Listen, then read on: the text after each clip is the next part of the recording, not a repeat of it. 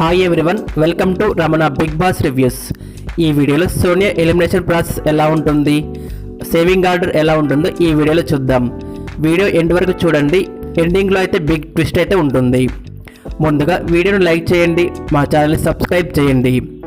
ఇక 4వ వారం ఎలిమినేషన్ అయితే బిగ్ ట్విస్ట్ అని చెప్పవచ్చు.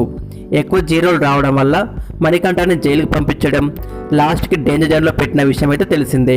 కానీ సేవింగ్ ఆర్డర్ వచ్చేసి సాటర్డే నబిల్ని సేవ్ చేయగా, సండే రోజు ఎపిసోడ్లో అయితే ఫస్ట్ పృథ్వీని, ఆ తర్వాత ప్రేరణ, ఆ తర్వాత ఆదిత్యాన్ని అయితే సేవ్ చేయడం జరుగుతుంది. ఇక లాస్ట్లో ఎలిమినేషన్ డేంజర్ జోన్లోకి మణికంఠ మరియు సోనియాని అయితే ఉంచడం జరుగుతుంది.